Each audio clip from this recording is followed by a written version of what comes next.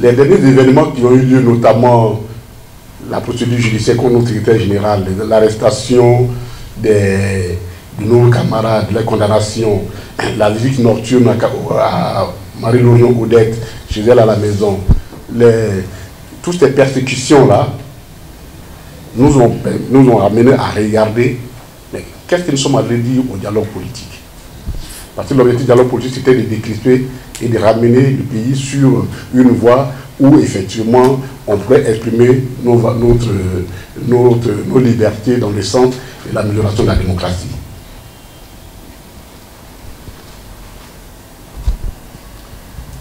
Mais quand on révise ça, oui, le dialogue politique, il faut avoir le courage de dire, nous a permis d'avoir des avancées. Et je voudrais, au nom du parti, remercier sincèrement, même si ce n'est pas encore totalement fait, totalement parfait, il y a des choses à refaire là-dessus, mais elle, au moins, elle a essayé d'appliquer dans son ministère les résolutions de dialogue politique, la réintégration des fonctionnaires qui sont venus d'exil.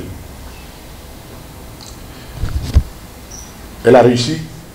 Il y a encore des imperfections, mais c'était une des résolutions du dialogue politique. Mais au dialogue politique, lorsqu'on parlait des fonctionnaires, ce n'était pas seulement les fonctionnaires de l'administration centrale qu'on connaît, c'était les magistrats, c'était les complets policiers. En tout cas, tous ceux qui ont dû quitter leur poste et qui étaient en exil.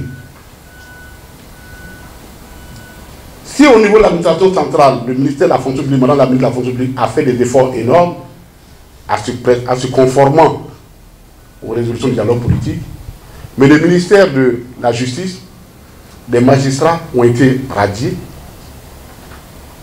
parce qu'ils étaient en exil. Mais il faut bien qu'ils retrouvent leur poste.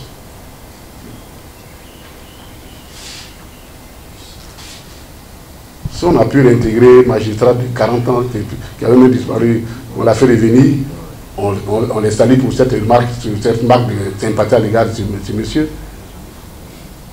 Et le PPACI demande et continue à demander que les magistrats et tous les gens du corps judiciaire qui ont été sanctionnés puissent retrouver les postes. Ça fait partie, eux aussi, parce que dans l'accord tripartite signé par l'État du Côte d'Ivoire, les HCR et les États qui accueillent les réfugiés,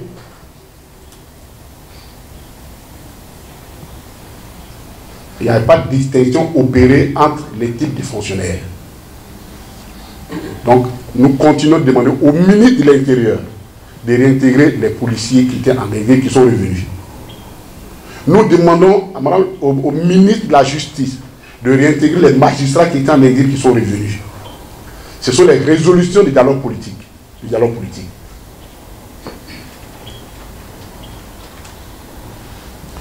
Autre point, c'est la question de l'amnistie du président Laurent Gbagbo. Même pas du président Laurent Gbagbo, la question de l'amnistie. Une des résolutions, c'était de prendre une loi d'amnistie pour corriger les injustices qui ont été faites à toutes les personnes qui ont été abusivement condamnées et privées de leurs droits civiques. Le chef de l'État a fait une grâce. Nous sommes largement revenus là-dessus. Ce n'est pas ce que nous avons demandé. En tout cas, il nous faut trouver un mécanisme pour pouvoir corriger ces erreurs et permettre, comme l'a souhaité le dialogue politique, à ces personnes de revenir et de réintégrer une vie normale. C'est une des résolutions du dialogue politique. Maintenant, s'il y en a qui contestent ça, nous avons les documents du dialogue politique, on va les publier.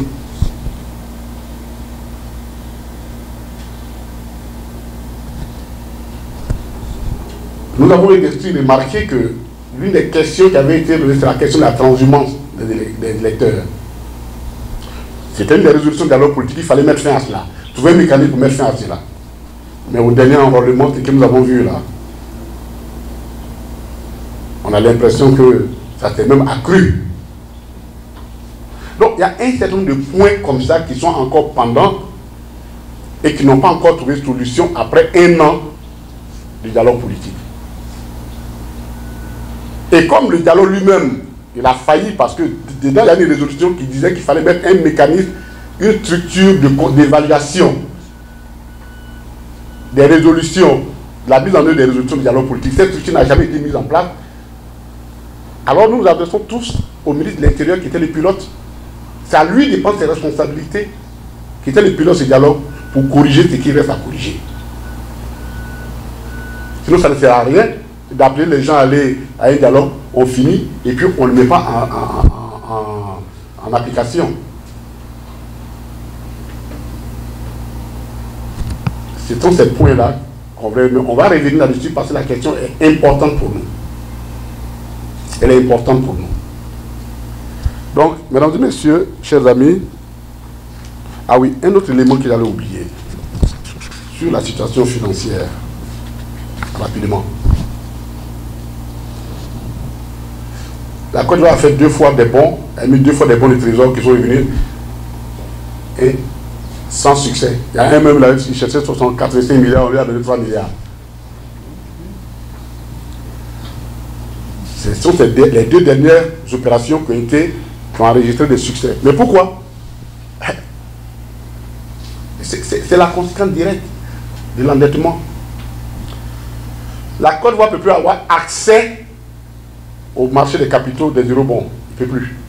Et d'ailleurs, c'est pourquoi le FMI nous donne ce mécanisme-là. Ce mécanisme-là, quand on se le donne, c'est-à-dire que ton état de maladie, ton état de santé est tel que tu n'as pas le droit d'aller sur le marché des capitaux. C'est comme si tu dis, bon, tu as la tuberculose, toi, il ne faut pas aller dans le public.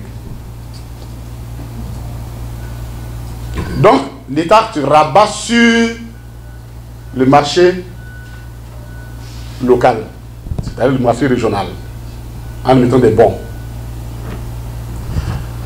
Il se trouve que on n'est pas les seuls malades. On est nombreux à être malades, on se retrouve chez le même pharmacien. Ah, il dit, ben, dans ces conditions, moi, j'ai augmenté le prix de mes médicaments. Donc, les opérateurs économiques, parce que non seulement la BCAO a augmenté donc, son taux directeur, donc automatiquement, le taux du crédit augmente.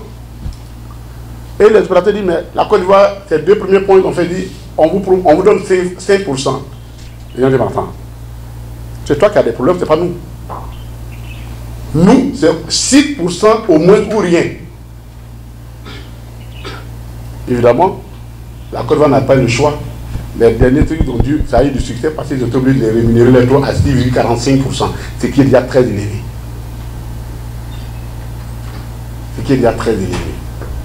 Quand nous parlons de la question de la dette, il y a des gens qui pensent que c'est parce que nous sommes qu'on ne les aime pas, mais on n'a pas besoin de vous aimer. On parle d'une situation qui engage tout un pays. Et aujourd'hui, tout le monde se rend compte qu'effectivement, nous sommes en train de nous inquiéter. Ce matin, j'étais en train de lire que le ministre de l'économie et des Finances, actuellement, qui était à Washington il n'y a pas longtemps, mais il doit y être encore, demande qu'on trouve une solution pour éviter une crise de la dette. Le ministre de l'économie et des Finances de Côte d'Ivoire, qui lance un cri de cœur. Mais c'est exactement ce que nous en disons tous les jours. Que vous êtes surendetté.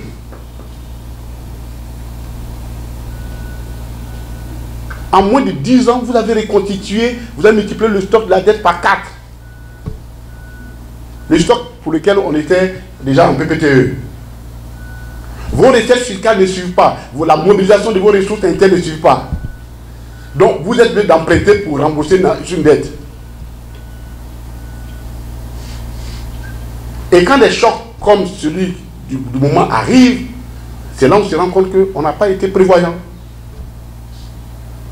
Il faudra qu'on relise, on va leur demander de relire la fable de La Fontaine.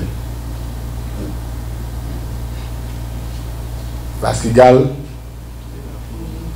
et la fourmi. Quand on est imprévoyant en été, quand l'hiver arrive, du mal à se chauffer.